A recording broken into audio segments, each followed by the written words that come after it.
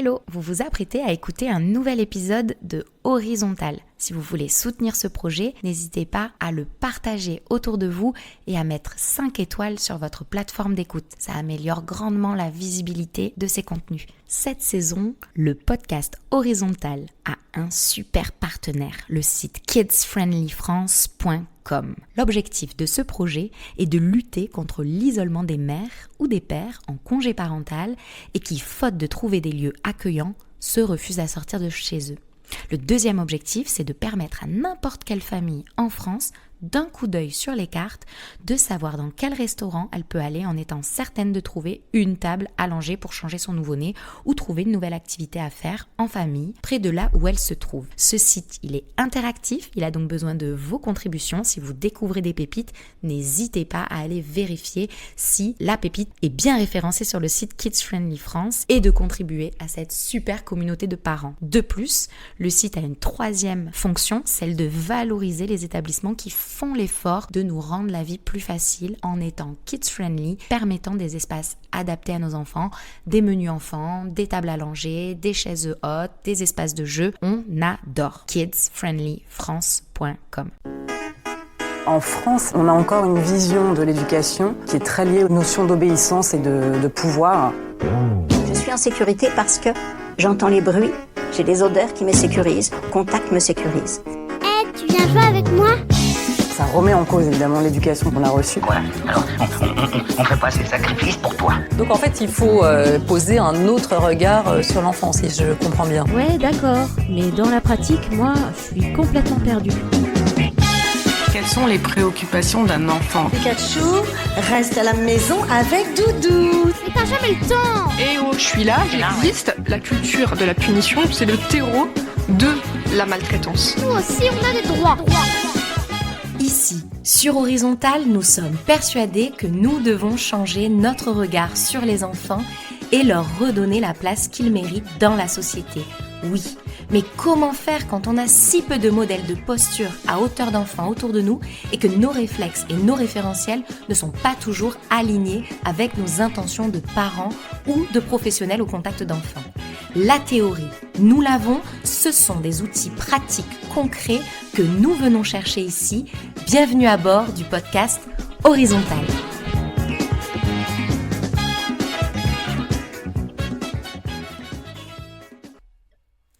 Bonjour Ariane. Bonjour.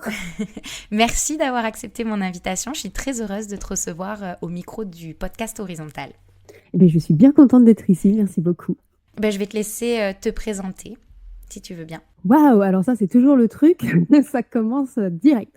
Moi je m'appelle Ariane Le Gall, je suis maman de trois merveilleuses créatures qui aujourd'hui maintenant ont bientôt 6 ans, 10 ans et 12 ans, donc on passe dans une autre ère de la parentalité, je dirais.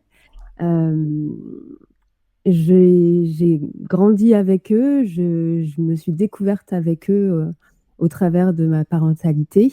Et comme je suis quelqu'un qui traverse les choses via la créativité, au fur et à mesure de mon chemin, j'ai développé plein de choses pour les accompagner. Donc, j'ai écrit des livres, j'ai dessiné des histoires, j'ai réalisé un documentaire, j'ai fait plein de choses. Mais toujours avec cette même intention de les accompagner du mieux possible. Ouais, super. Les livres que tu as écrits, ils parlent de quoi ? Alors, j'en ai écrit 26, donc Wow. Ça dépend desquels tu parles. Mais on va dire que sur le thème de la parentalité, j'ai écrit quelques livres jeunesse sur l'amour inconditionnel. Sur le fait notamment que, par exemple, quand on est fâché, on aime quand même notre enfant, que le fait de dire non, ça ne veut pas dire qu'on désaime, voilà, ce genre de choses. En général, j'écris de façon, on va dire, poétique, tu vois. L'idée, c'est qu'il n'y ait pas énormément de texte, mais que l'idée principale passe, à savoir l'amour. J'ai aussi écrit un petit bouquin sur les ressources intérieures de bien-être. Voilà.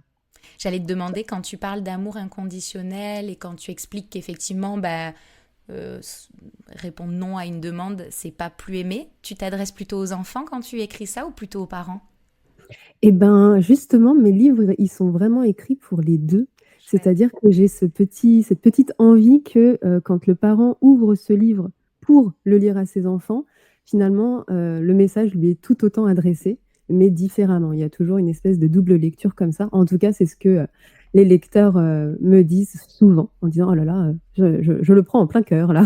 Donc ça fait son petit effet et effectivement, je pense que, alors, sans parler de généralité, mais en tout cas moi, dans ma façon d'avoir grandi et été élevée, l'amour était quand même s'il était très présent, il était assez conditionnel et le fait de dire à mes enfants et de dire au travers des livres que je t'aimerai toujours quoi qu'il arrive, c'est aussi un message que je m'adresse à moi-même et je pense que les parents, quand ils l'entendent, ils le prennent pour eux-mêmes aussi. Bien sûr, il y a beaucoup de parents qui sont inquiets d'abîmer le lien avec leurs enfants quand ils s'opposent à une demande et il y a beaucoup d'enfants aussi peut-être qui peuvent avoir peur de perdre l'amour de leurs parents quand ils déçoivent ou enfin ils pensent qu'ils déçoivent ou quand ils pensent qu'ils n'ont pas fait la bonne chose. Donc je trouve que c'est quand même un message essentiel et c'est pour ça que je te posais la question. Je pense qu'on a tous besoin de l'entendre, enfants comme adultes. Super. Oui, et que ce soit adulte ou même dans notre parentalité finalement, parce que on a beau avoir notre petit chemin, on va quand même constamment douter et le fait de se rappeler que l'amour il est là et que normalement, même quand on se dispute, même quand on n'est pas d'accord et même quand c'est compliqué, bah, il reste là, hein, si jamais il a été impulsé de façon naturelle et vraie dès le début. C'est pas des disputes, c'est pas des divergences d'opinion qui vont retirer l'amour en fait. Et en plus, on l'expérimente au quotidien. Moi, j'ai 2 sœurs et un frère. On a très peu d'écart d'âge et on est très très proches. Enfin, on se connaît bien, on se voit souvent, on a les mêmes groupes de copains. Mais qu'est-ce qu'on s'est disputé quand on était petits pour des conneries, bien sûr. Mais on s'est toujours aimé. Et on l'a expérimenté. Et je peux être cette maman qui peut avoir eu peur d'abîmer le lien quand je me suis fâchée. Donc en fait, c'est bizarre comment on n'arrive pas à se dire je me suis disputée avec mes frères et sœurs, je les ai toujours aimés. Pourquoi je peux pas avoir une discussion un peu tendue avec mon enfant une fois et être sûre de cet amour. C'est marrant comment on silote parfois alors qu'on a expérimenté cet amour qui malgré tout existe. Nos parents, on leur en a voulu de plein de choses et pour certains, on a toujours continué à les aimer. Donc c'est devant nos yeux, mais parfois, quand il s'agit de nos enfants, on a tendance à voir les choses différemment. Ouais, c'est vrai, mais en même temps, je pense aussi que la façon dont les parents nous ont montré justement cet amour, moi, je sais que c'était là un peu ma faille. C'est-à-dire que j'avais tellement besoin d'être la meilleure enfant possible pour mes parents. Je voulais vraiment pas les décevoir, être toujours à la hauteur. Et ça a fait que dès que je n'offrais pas à mes parents ce qu'ils attendaient de moi, j'avais vraiment cette grosse peur de perdre leur amour. Et ce qui fait que du coup, sans forcément m'en être rendu compte avant d'être parent, mais quand moi après je l'ai expérimenté en tant que mère, avec mon enfant qui faisait des choses où c'est pas qu'il me décevait, mais c'est que je m'attendais pas forcément à ça et donc j'exprimais mes émotions. De mon côté de maman, la question ne se posait pas du tout. Il n'y avait pas de remise en question sur l'amour. L'amour est toujours là. Par contre, je voyais dans le regard de mon enfant ce doute. Et du coup, c'est pour ça que ça a été important pour moi de lui dire mais ça ne change rien, je t'aime toujours, même si là, je suis fâchée ou même si là, ton comportement, il a été pas vraiment celui qu'il aurait adapté, quoi. Mais pour ça, c'était essentiel. Et en même temps, de se rendre compte de ça, ça te fait te questionner sur quelle a été ta relation avec tes propres parents, etc. Et c'est ça que je trouve assez fascinant dans la parentalité. Déjà, je pense qu'on en a pour toute la vie, du coup. Et en fait, c'est que cette espèce de remise en question sur ok, il se passe ça quand c'est moi la mère et que c'est lui l'enfant, mais du coup, qu'est-ce que ça dit de moi quand j'étais l'enfant et que c'était ma maman la mère? Et ça nous permet aussi de revenir sur ça avec mes parents parce que nous, on est assez ouvert là-dessus. Je dis pas que ça a été facile tout le temps. Je dis qu'après 5 ans de création de documentaires, on a fini par comprendre nos intentions les uns les autres et que du coup, justement, l'amour a triomphé. C'est pas le cas dans toutes les familles, malheureusement, mais nous, en tout cas, on essaye de vraiment garder au cœur ça en se disant, puisqu'on est lié par l'amour, même quand c'est difficile et même quand on s'en veut ou qu'il y a des choses qu'on a eu du mal à se pardonner, des trucs comme ça. Qu'on se comprend pas. Voilà, mais mine de rien, comme il y a de l'amour et que il est vraiment sincère, ben, on arrive à traverser et à avancer ensemble. Ouais, ça me fascine de t'entendre parler comme ça parce que c'est vraiment ce qui m'anime aussi. Vraiment ce truc de, tiens, là, dans cette situation, c'est moi la maman, mais je me souviens très bien l'avoir vécu en tant qu'enfant. Et je trouve que c'est très...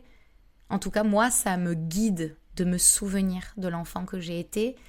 Et justement, j'ai envie de te demander, est-ce que tu peux nous donner des exemples de comment ça se traduit au quotidien, de proposer un amour inconditionnel à ses enfants? C'est-à-dire que c'est justement dans les moments difficiles où tu leur rappelles toujours que tu les aimes. Il y a d'autres moments où tu peux les guider là-dessus ou les rassurer? Alors, c'est vraiment un thème qui, du coup, m'est cher parce que justement, alors, j'allais dire, j'en parle dans le documentaire, mais c'est pas tout à fait vrai. J'en parle dans la version longue du film. Mais j'ai toute cette conversation avec Fanny Vella, donc, qui est une personne que j'aime beaucoup et qui intervient dans le documentaire, En quête de douceur, où j'exprime justement que je suis fascinée par sa capacité à être pleinement amour, en fait. Cette femme est amour. Ah oui. Et je trouve que, enfin voilà, elle le transpire à fond et qu'avec, dans sa parentalité aussi. Et je disais justement que moi, c'est un travail. C'est-à-dire que j'ai peur vraiment de manquer d'amour inconditionnel. Parce que avec ces réflexes conditionnés, justement, j'ai ce côté où, dès qu'il se passe quelque chose, j'ai presque envie de leur retirer mon amour. Enfin, c'est, tu vois, la première pensée qui me vient, mon côté formaté, quoi. Et après, je me dis, non, mais bien sûr que non. Justement, à ce moment-là, je me connecte à mon enfant intérieur, ou l'enfant que j'ai été. Je me rappelle à quel point c'était douloureux à cette époque-là de me dire, est-ce que ma maman va arrêter de m'aimer ou est-ce que mon papa va moins m'aimer? Et à travers ça, j'arrive à guérir déjà, parce que ça aide, et aussi trouver des solutions. Mais justement, je trouve que c'est pas si évident d'être dans l'amour inconditionnel quand nos enfants, ils nous montrent des choses difficiles qui viennent réactiver des traumas, qui viennent, tu sais, un peu en dissonance avec nos valeurs aussi, ce genre de choses. Ou bien simplement, ça te rappelle quelque chose.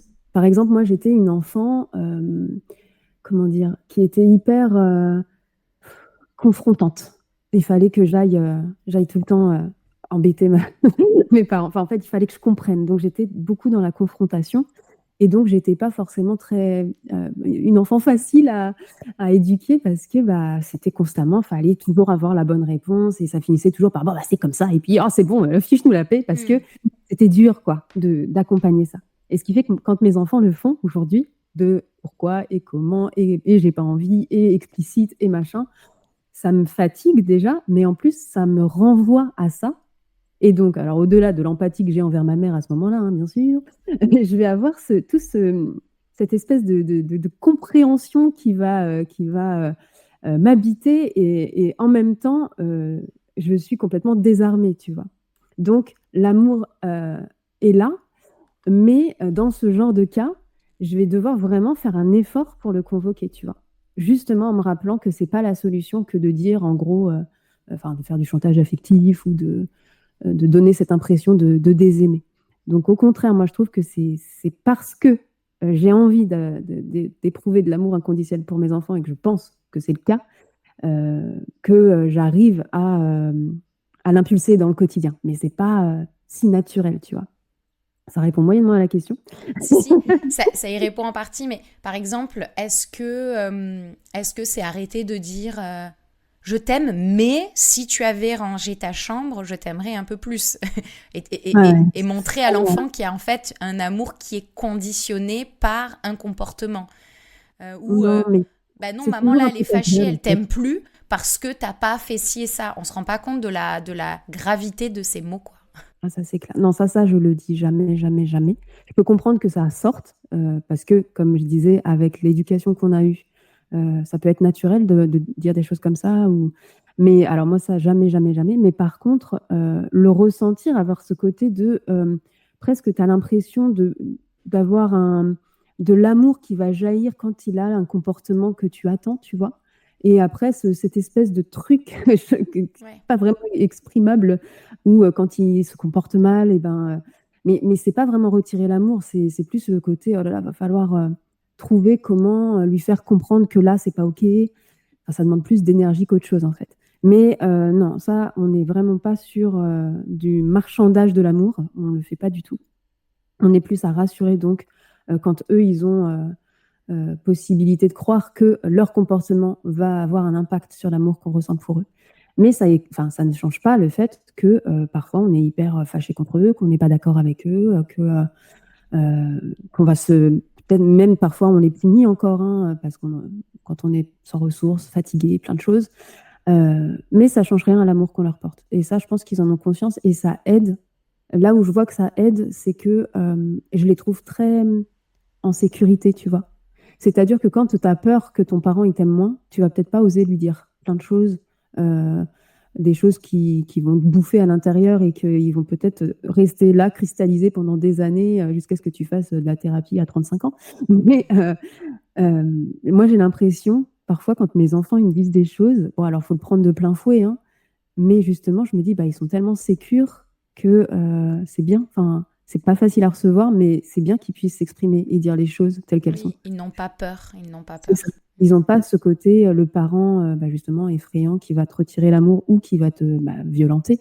Donc, quelque part, il y a des fois, quand je suis vraiment fatiguée, je me dis, on s'est un peu tiré une balle dans le pied quand même, je veux dire. Parce que tu as le côté, on le sait, quand c'est très rigide et très autoritaire, bah oui, l'enfant, il va avoir le comportement adapté parce qu'il va prendre cher derrière, quoi. Mais c'est pas ce que nous, on a envie de véhiculer. Alors que là, ils n'ont pas ce côté conséquence violente ou retirer l'amour.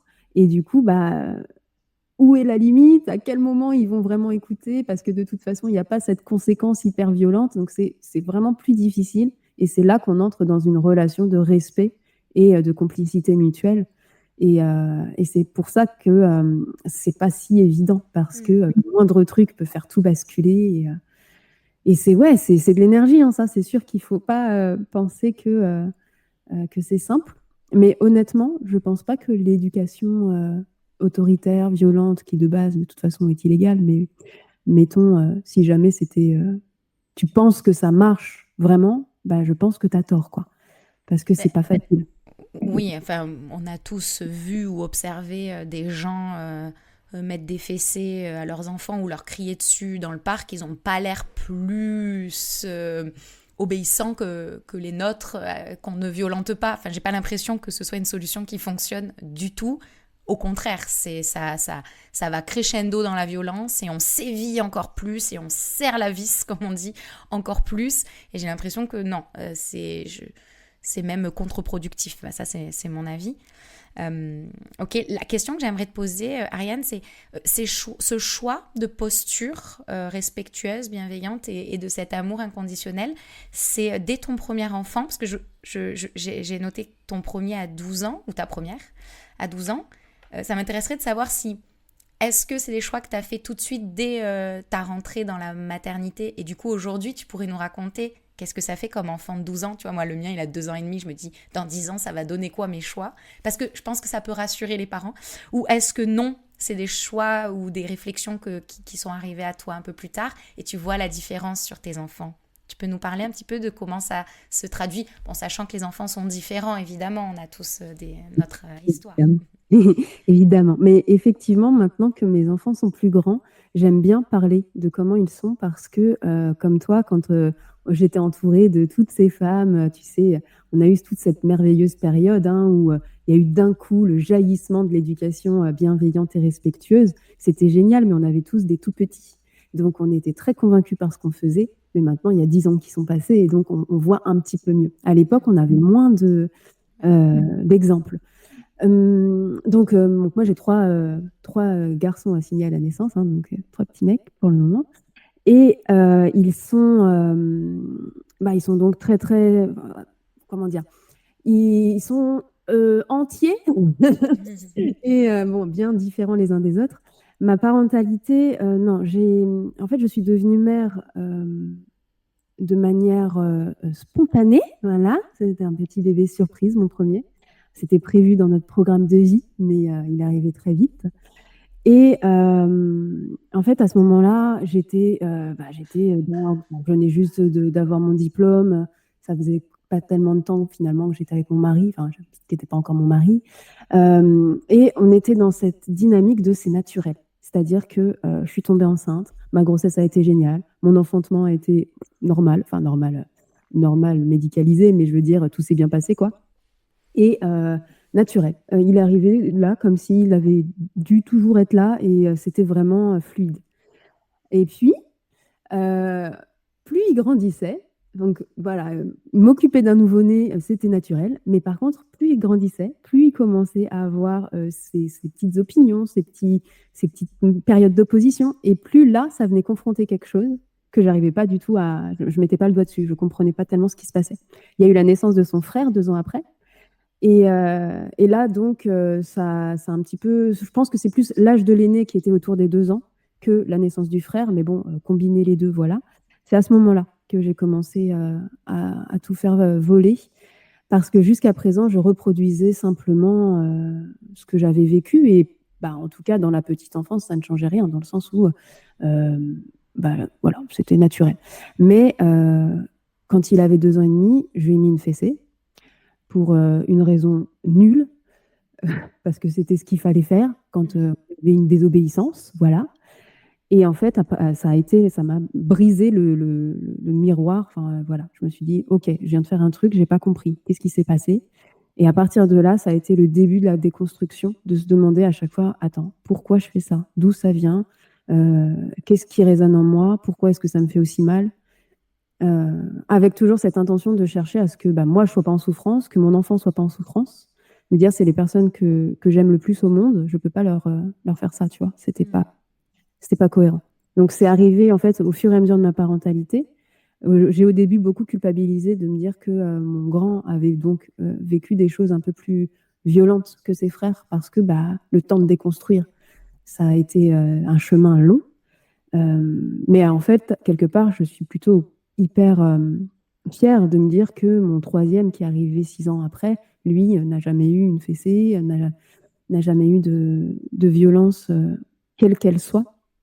Après, ça fait des enfants différents. Je ne sais pas si c'est vraiment en lien avec ça ou si c'est parce que je les ai toujours encouragés à être qui ils étaient pleinement. Donc finalement, comme je dis, ils sont entiers. Alors oui, c'est pas facile. Franchement, c'est pas facile. Ils ont des caractères bien trempés. C'est beaucoup d'argumentation. Il y a beaucoup de négociations. Mais je pense qu'on a quand même une relation hyper chouette et hyper complice parce que justement, il y a ce respect et parce qu'ils savent que je suis toujours leur allié. Je serai toujours de leur côté. Et même quand ils font des bêtises, même quand ils font des choix où je suis pas d'accord.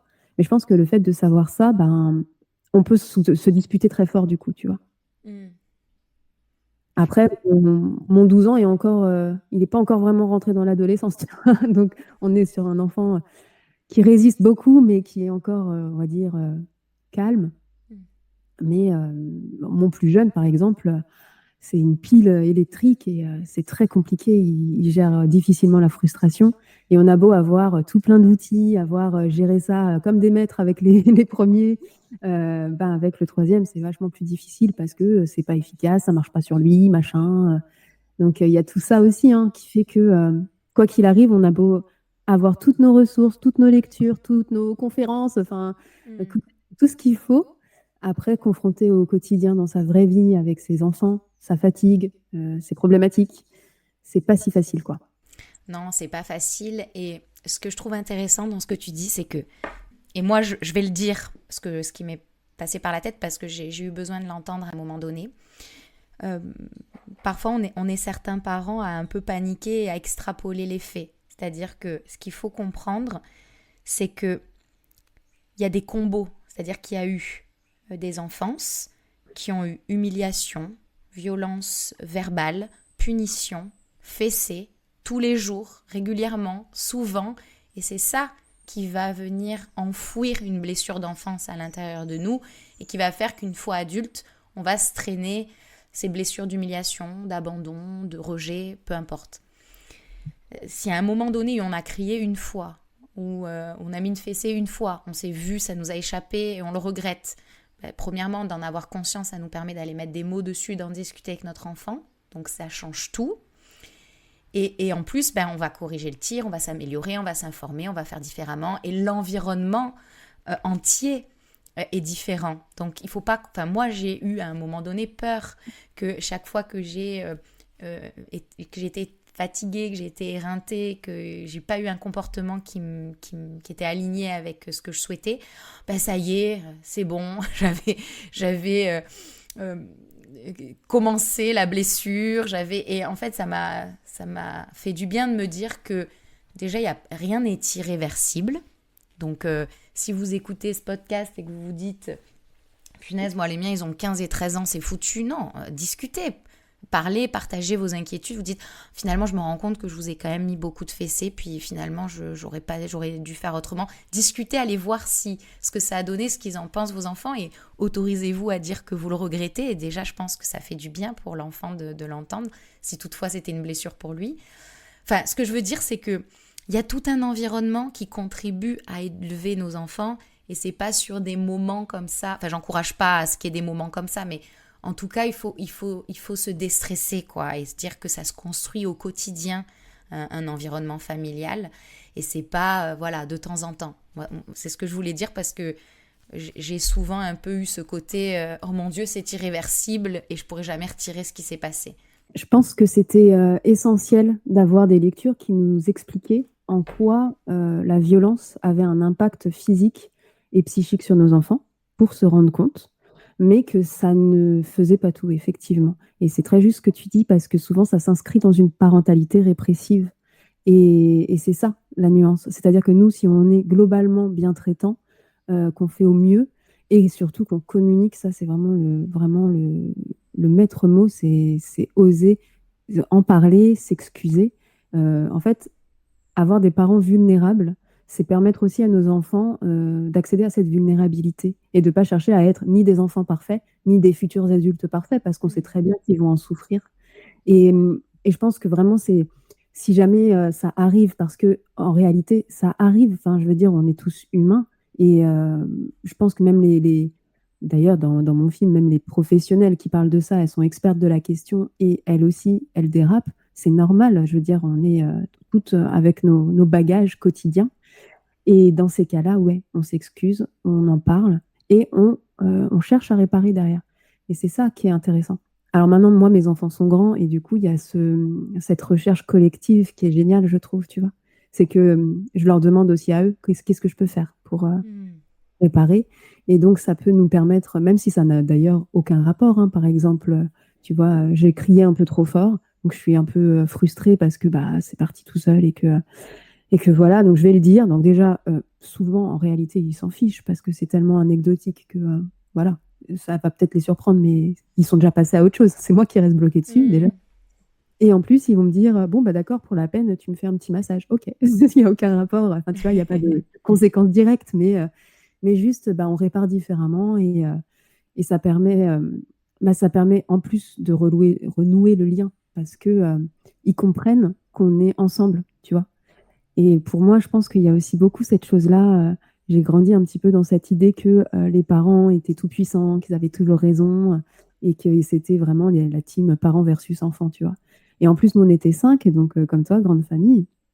Il y a vraiment, parfois, même encore aujourd'hui, donc on rassure notre maman là-dessus, mais souvent, elle a l'impression qu'on fait front contre elle, tu vois. Donc, du coup, tout de suite, 5 gosses, ça fait beaucoup, tu vois. Ça fait vraiment révolution. Et du coup, elle va dire, oh là là, vous êtes tous ligués contre moi. Et donc là, on fait, ah non, alors pas du tout. C'est juste, tiens, vas-y, on met à plat et on t'explique. Et tu verras que non, on est tous dans le même bateau ensemble. C'est juste qu'on essaye de t'apporter une information à toi qui est en haut de la vigie, là. Donc, tu vois, c'est juste, il faut qu'on pense comme ça, collectif. Et chez moi, pour l'instant, je me suis pas retrouvée encore face à mes 3 garçons qui font une intervention comme ça, mais quelque part, je m'y prépare, parce que je me dis que le jour où j'aurai réussi à ça, en fait, j'aurais vraiment... ça montrera que justement, les choix éducatifs qu'on a fait avec mon mari, ils ont porté leurs fruits, parce que nos enfants seront en capacité de nous confronter pour discuter avec nous de choses qui sont pas forcément chouettes, mais ça prouve qu'il y a de la confiance, et qu'il y a de l'amour, et qu'il y a du respect. Donc, et ça voilà. prouve aussi que les enfants ont conscience qu'ils peuvent nous apporter. C'est-à-dire qu'on est quand même cette génération où on pouvait rien leur apprendre. Je sais, je suis ton parent, je sais tout, je suis un adulte, je n'ai rien à apprendre de toi. Et en fait, venir informer son parent sur quelque chose qu'il semble ignorer, je trouve ça tellement horizontal de se dire tu m'apprends beaucoup, moi aussi j'ai plein de choses à t'apprendre. Et donc ça prouve ça aussi, la sécurité et la conscience qu'on peut aider nos parents, quoi. Oui, moi je trouve ça vraiment merveilleux parce que, en plus, moi je suis convaincue que mes enfants m'apprennent énormément. C'est d'ailleurs ma source d'apprentissage première. Mais même au-delà de ça, quand par exemple, eux, ils vont poser des questions ou autres, c'est pareil, tu vois. J'ai aucune pudeur à dire que je ne sais pas et qu'on va chercher ensemble. Parce que, après nous, aujourd'hui, on en rigole, par exemple, avec ma maman qui donnait son avis comme une vérité absolue, tu sais. Et du coup, elle inventait des expressions, elle inventait des choses. Et nous, c'était gravé dans notre cerveau comme des vérités absolues, tu vois. Et en fait, en grandissant, on s'est retrouvés confrontés à d'autres humains qui disaient mais ça n'existe pas ça, ou ça, non, on ne connaît pas. Et en fait, en faisant des recherches, on se dit mais attends, c'est notre mère qui a inventé. Et donc maintenant, c'est devenu un petit peu un jeu rigolo avec elle et elle le prend pas du tout mal, tu vois, le côté ah mais tu savais ça, que en fait ça n'existe pas? Ah bon, j'étais persuadée. Et du coup, on cherche ensemble, donc on voit d'où vient la source, qu'est-ce qu'elle a mal compris et qui a fait qu'elle nous a transmis ce truc. Donc c'est rigolo parce que c'est sur des détails, tu vois. Mais typiquement, moi, à chaque fois, j'y pense, du coup, quand je dis un truc, je me dis, attends, ça, c'est vrai ou c'est ma mère qui me l'a dit? Parce qu'il faut qu'on vérifie. Et ça crée, en fait, une autre chose d'intéressant au niveau valeur, c'est sourcer, quoi, tu vois, se documenter, s'assurer que ce qu'on dit est vrai et que c'est pas quelque chose qu'on trimballe comme ça, de bouche à oreille et qui, en fait, qui fabrique finalement derrière des croyances, des choses, même des clichés, etc. Donc ouais, non, moi je trouve ça sympa et j'adore quand mes enfants aujourd'hui ils reviennent avec des infos et qu'on apprend ensemble et qu'ils m'apprennent des choses. Je trouve ça fascinant. Oui, et c'est aussi, je trouve, un non-sens de leur faire croire à la maison que l'adulte a toujours raison et après d'aller nourrir une espèce de méfie-toi de l'autre. C'est quand même une prévention. C'est une prévention contre les violences psychiques ou verbales, de leur expliquer que l'adulte ne sait pas tout. Parce que le jour où un adulte malveillant va croiser leur route et leur mettre dans la tête que des absurdités ou leur demander de garder un secret qui ne devrait pas du tout être un secret, par exemple, si on pense aux violences sexuelles, à l'inceste, en fait, aller dire, attends, tous les adultes n'ont pas raison, et si cette personne ne te croit pas à ce moment, elle se trompe, c'est pas toi qui as tort. Et je trouve qu'en fait, c'est venir leur apprendre ça. Et oui, il faut accepter en tant que parent de descendre de ce piédestal et de leur dire, ouais, non, on sait pas tout. Ni maman, ni papa, ni la maîtresse, ni papy, ni tonton, ni n'importe qui, en fait, sur cette terre. Il y a personne qui sait tout. Et tu as autant ton avis que les autres. Donc, autant d'un point de vue partage, mais aussi prévention, c'est hyper important de descendre de ce piédestal et d'accepter qu'on ne sait pas tout et d'oser leur dire je ne sais pas aux questions auxquelles on ne sait pas répondre. Ou même toujours nuancer notre posture. Est-ce qu'on ne peut pas, sur certaines questions, quand ils sont grands, sociétales, politiques, leur dire c'est mon avis? Tu as le droit aussi de construire le tien. Ton fils tes fils de 10-12 ans, ils te posent des cols comme ça, un peu politiques, sociétales, et tu dis attends, là, je suis en train de les formater un peu. Oui, énormément. Et justement, il n'y a pas si longtemps, avec mon mari, on se disait tiens, il faut vraiment qu'on assouplisse notre formulation parce que justement, on est en train de leur exprimer notre point de vue. Mais comme c'est que notre point de vue, il ne faudrait pas qu'ils croient que si jamais ils n'ont pas le même, alors c'est des moins bonnes personnes ou ce genre de choses, tu vois. Et effectivement, c'était compliqué parce qu'en fait, il faut que tu restes neutre. C'est venu notamment au niveau de la politique, poser des questions sur un peu les partis, etc. En plus, c'est vraiment pas mon cœur de métier, donc comment dire. Et puis même pas, voilà, c'est pas mon centre d'intérêt principal, et donc je restais à la fois évasive et neutre. Mais c'est difficile d'être neutre quand en fait tu es engagé. Ce qui est mon cas quand même, mine de rien. Je m'y intéresse de très très loin, mais je veux dire, quand on est autant engagé dans le droit des enfants, on ne peut pas être vraiment neutre politiquement. Et donc, voilà, donc tu es là en train d'essayer de formuler sans vraiment lui dire va par là, s'il te plaît, va par là. Donc, c'est vraiment pas facile. Et pareil avec tout ce qui va être en lien avec la religion, tu vois. Rester le plus neutre possible pour leur dire ce sont des croyances, ça se respecte. le principal, c'est vraiment d'apprendre comment dire, être en capacité de se forger son opinion et de pas croire bêtement tout ce qu'on nous dit, tu vois. Cette capacité d'être sceptique et raisonner. Et puis, faire son avis et après être capable de l'argumenter, tu vois. Dire je crois en ceci ou j'aime cela parce que papa, il ou parce que la maîtresse, elle, c'est pas OK. Par contre, si lui, il a entendu, il a vu et puis il a chopé les arguments, il se dit ah bah moi je trouve que ça, je suis d'accord avec, ça, je trouve ça grave, etc. Bah là, il s'est forgé son opinion, quoi.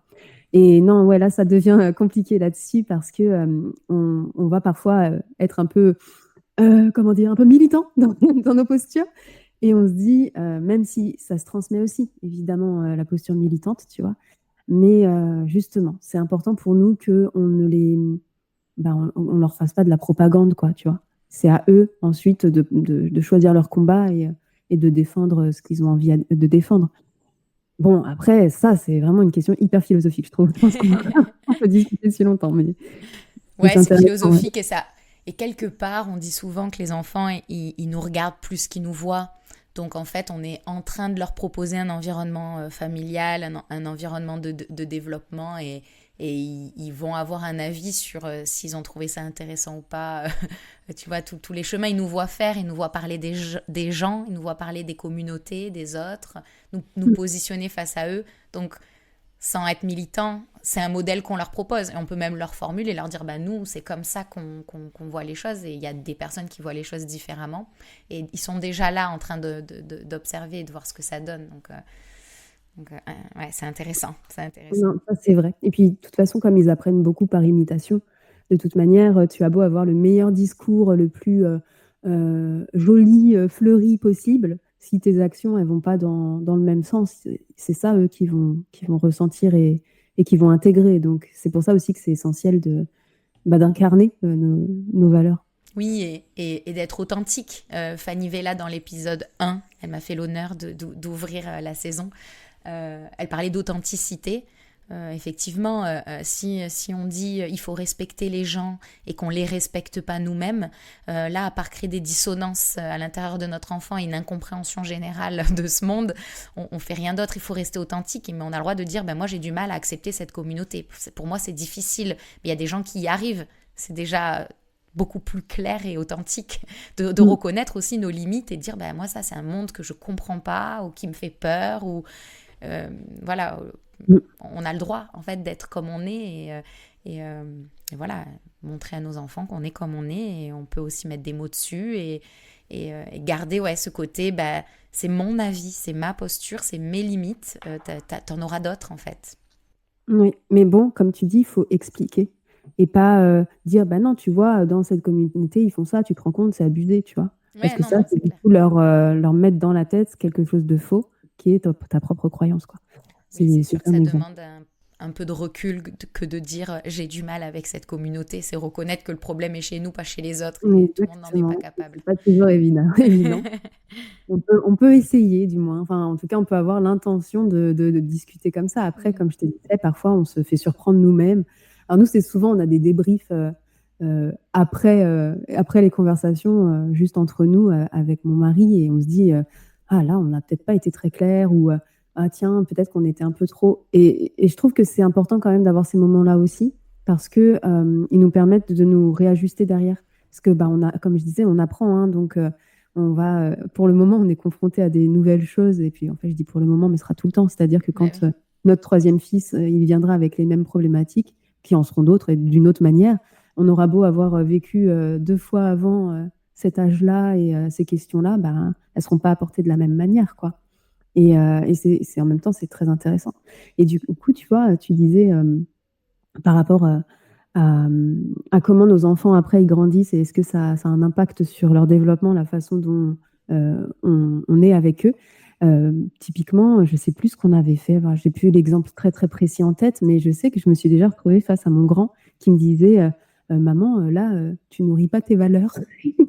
Et tu vois, tu te dis pourquoi tu dis ça? C'est parce que en général, tu me dis que le consentement, c'est important, que c'est essentiel de pouvoir dire non quand on veut dire non. Tu vois, il va te te sortir tout ton discours sur leurs limites, leur corps, le respect de leur intégrité, parce que finalement, il n'a pas envie de vider le lave-vaisselle, tu vois.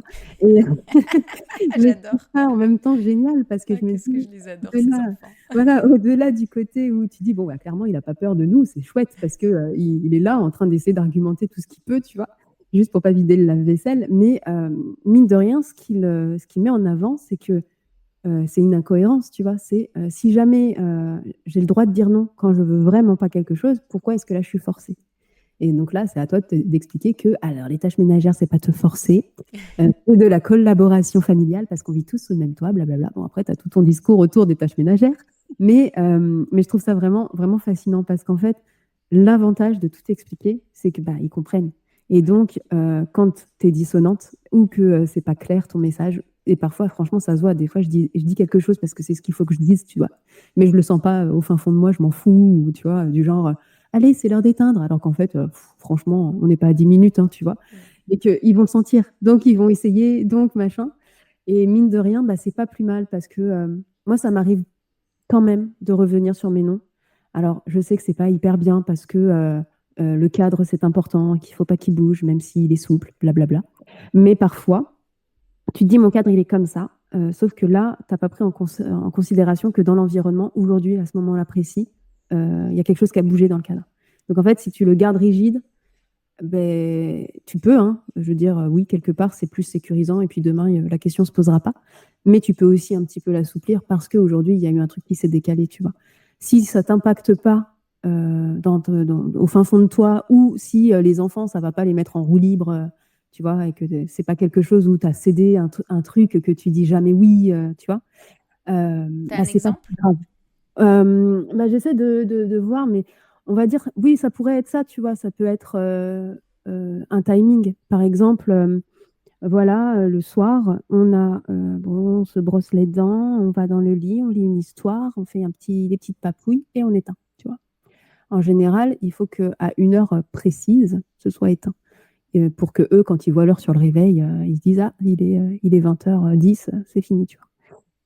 Et bah voilà, si en fait l'histoire que tu as lue, elle était un peu plus longue ou elle a poussé vers des questions, ce qui est arrivé il n'y a pas si longtemps, en fait, mon enfant s'est mis à me demander concrètement comment l'enfant sortait du corps de la maman. Donc j'étais sur un livre qui n'avait pas fort rapport avec ça, tu vois, il y avait juste une histoire de frère et de sœur, bref. Et puis, forcément, me posant la question, je suis allée chercher un autre livre qui parlait du sujet pour lui montrer concrètement. Et en plus, moi, j'ai écrit des livres sur leur naissance. Donc, j'ai vraiment celui de sa naissance à lui. Et donc, je lui montrais l'image de lui qui sort de mon ventre et donc qui ne comprenait pas trop, tu vois. Et donc, je lui explicitais. Donc, forcément, notre histoire qui est supposée durer 8-10 minutes, elle a plutôt duré 15 minutes, tu vois.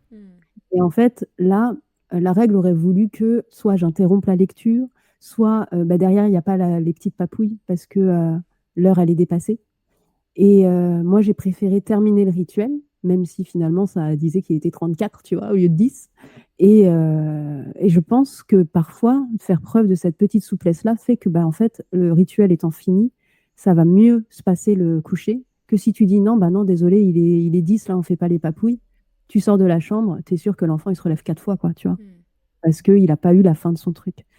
Donc voilà, je ne sais plus pourquoi je racontais ça à l'origine, mais Si, parce que s'autoriser voilà, s'autoriser à assouplir parfois le cadre pour répondre à un besoin momentané, ça leur montre aussi la souplesse dans la vie. Tout ne se passe pas comme prévu, il faut savoir rebondir. Donc c'est intéressant de leur montrer que on n'est pas à 20 minutes près. Alors la plupart du temps, c'est bien d'avoir une discipline parce qu'on a des horaires, on est dans une société qui est très codée et que c'est quand même bien d'apprendre à respecter ces règles-là de vie en collectivité. Hein. L'école, elle commence à la même heure pour tout le monde, naninana. Mais il y a d'autres temps dans la journée où on peut leur montrer qu'on peut parfois s'adapter, prendre d'autres chemins pour arriver au même endroit. Et je trouve que c'est aussi un apprentissage de leur montrer un peu de souplesse. Il y a beaucoup de gens qui souffrent d'une certaine rigidité dont ils n'arrivent pas à se dépêtrer une fois adultes et qui les contraint. Donc finalement, oui, un peu de souplesse quand c'est justifié comme tu viens de l'illustrer. Moi, je trouve ça hyper intéressant, au contraire. Après, c'est aussi Comme tu dis, c'est une société très rigide. Donc, quelque part, alors c'est important de mettre des règles et une discipline pour que ça roule, hein, parce que surtout quand on est une famille, même si vous êtes par exemple parent solo avec un enfant, vous êtes deux, donc il n'y a pas une seule personne. Donc, de toute façon, il faut une cohésion et une harmonie. Et nous, on est 5, donc ça fait plein de monde. Et donc, il y a ce besoin vraiment de cohésion et d'harmonie. Et donc là, je donnais cet exemple-là parce que pour moi, il me semble mieux appliqué, mais je sais par exemple pour mon époux qui va avoir d'autres problématiques, d'autres besoins. Par exemple, lui, c'est très important le timing pour lui par rapport à la façon dont lui, il fonctionne cérébralement. Et donc, il va plus se baser sur le timing et adapter dedans. Enfin voilà, ça dépend vraiment de tout. C'est-à-dire que là, ce que je propose, si vous, derrière, ça vous met en difficulté, faut pas le faire, quoi. Donc, on sait en général avec nos enfants ce qui marche et ce qui marche pas, du moins d'un point de vue général, en se disant, là, typiquement, quelqu'un va entendre ça, il va dire, non mais moi, si je bouge de 10 minutes mon rituel du soir, mais c'est fichu, quoi. Et en plus, après, je vais mettre 2 mois à ravoir quelque chose de cohérent. Donc, ça dépend vraiment de beaucoup, beaucoup de données. Mais moi, je sais que dans ma famille, j'aurais moins de mal justement à rattraper le coup de bouger une soirée ou de décaler quelque chose et de réajuster derrière que de rester coincé dans la rigidité parce que justement, ils en souffrent déjà au quotidien. À l'école, il y a déjà tout ce truc un peu bloquant tout autour. Et quelque part, je me dis que si à la maison, on ne peut pas avoir cette souplesse et puis ce naturel, ça fait qu'à aucun endroit, ils ont une safe place, tu vois. Et quelque part, ça va leur manquer. Il y a des règles strictes et rigides partout. Oui, on sait si ça leur coûte à nos enfants ou pas. Il y a des enfants qui adorent ce cadre, il faut absolument qu'il n'y ait rien qui bouge parce que c'est comme ça qu'ils se sentent en sécurité et au contraire, de déstabiliser l'heure et devoir afficher 20h34, ça va l'empêcher de dormir. Et on sait quand notre enfant, il a déjà épuisé ses ressources d'adaptation à l'école et qu'on peut lui offrir un peu de temps. C'est à nous d'adapter. Et c'est ça que je trouve intéressant quand on apprend à observer ses enfants, à s'observer soi-même, c'est que en fait, on fait à notre sauce ce qui convient à toute la famille, quoi. Et d'où le fait que l'observation soit vraiment une clé majeure. Parce que tu peux pas te dire mon enfant, ça a toujours marché comme ça, donc ça va continuer comme ça. Ben ouais, mais non, parce que si tu l'observes, tu verras bien qu'il grandit, qu'il change, qu'il a besoin d'autre chose. Et si jamais, en fait, tu n'es pas attentif en fait à son évolution, tu vas rester bloqué dans quelque chose où tout le monde va être en souffrance. Yes. Ariane, est-ce que tu peux nous parler de ton documentaire ? Oui, bien sûr. Mon documentaire. Oui, alors En quête de douceur, c'est un film qui parle justement de mon cheminement de parent, qui commence à ce moment précis où je me suis rendu compte que je ne pouvais pas reproduire ce que j'avais vécu parce que ça n'avait pas de sens pour moi. Enfin, certaines choses en avaient, d'autres pas, et qu'il fallait que je me pose la question à chaque pas que j'allais faire dans ma parentalité. Il commence comme ça, et l'idée après, ça a été de raconter mon cheminement, comment j'ai pris soin de cette petite enfant en moi qui avait eu son chemin, ses blessures, ses croyances, et comment j'ai fait pour la sécuriser en étant parent finalement de mes enfants et puis d'elle-même en même temps. Au fur et à mesure du film, on croise quelques intervenants. Alors, il y a des professionnels, mais il y a aussi des témoignages un peu plus personnels. Il y a ma maman, par exemple, qui est interviewée dans le film. Et son message est vraiment essentiel parce qu'en fait, elle prend conscience du fait que sa façon d'élever les enfants n'a pas été quelque chose de technique, d'appris, tu vois, à l'école ou quoi, mais de transmis par ses propres parents. Et en fait, dans cette conversation-là, on en est venu petit à petit à se rendre compte que voilà, on avait chacune nos bagages, notre chemin, et qu'il fallait avancer avec eux au mieux et impulser comme ça avec des petites bulles informatives de choses intéressantes avec quelques professionnels qui nous aident sur la voie. Mais voilà, vraiment dans cette intention de comprendre comment on devient parent, pourquoi, d'où on vient, enfin voilà, vraiment cette notion de conscientiser, ensuite de s'informer, d'apprendre et d'essayer de grandir avec eux et surtout ne pas oublier de se prendre en compte dans la donne.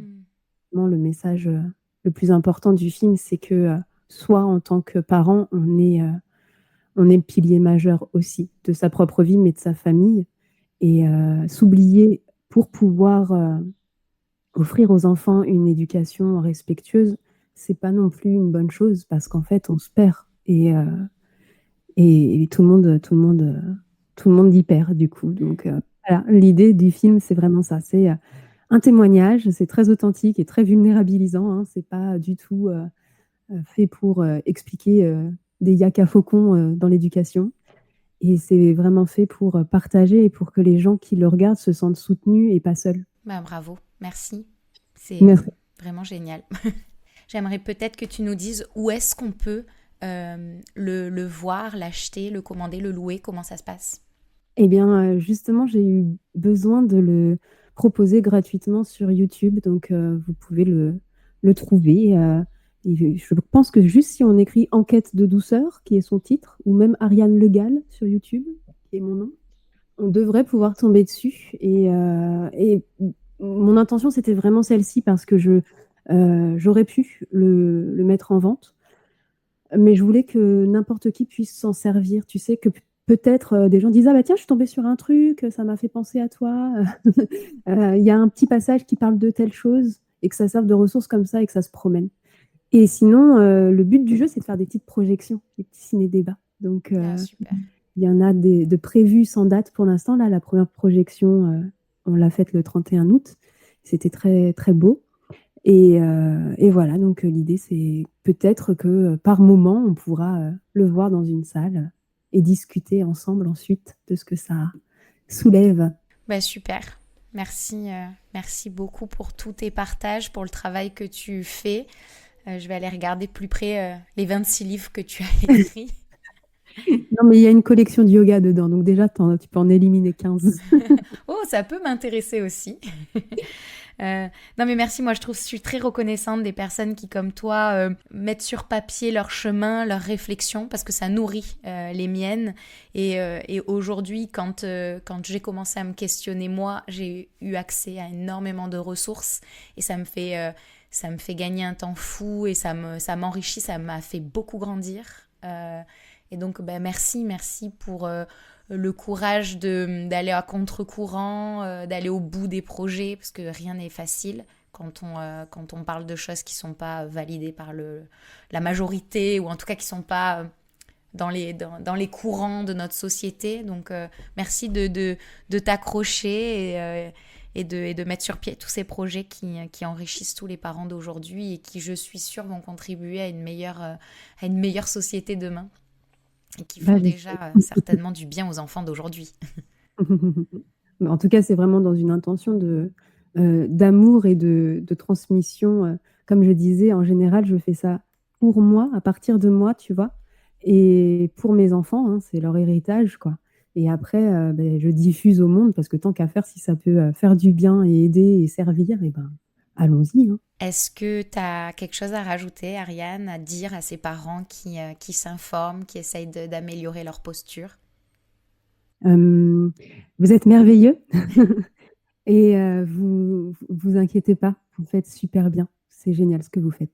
J'ose plus rien rajouter tellement c'est joli. Et ça me touche les prix pour moi aussi. Merci beaucoup, à bientôt. À bientôt. Merci. Vous venez d'écouter Horizontal, le nouveau podcast qui déverticalise les relations adultes-enfants. Si cet épisode vous a plu, n'hésitez pas à le partager autour de vous et à vous abonner sur la plateforme d'écoute. C'est le meilleur moyen de soutenir ce projet. Si vous souhaitez venir partager votre expérience, contactez-moi sur la page Instagram. Je vous remercie infiniment pour votre soutien et je vous souhaite beaucoup de douceur avec vos enfants.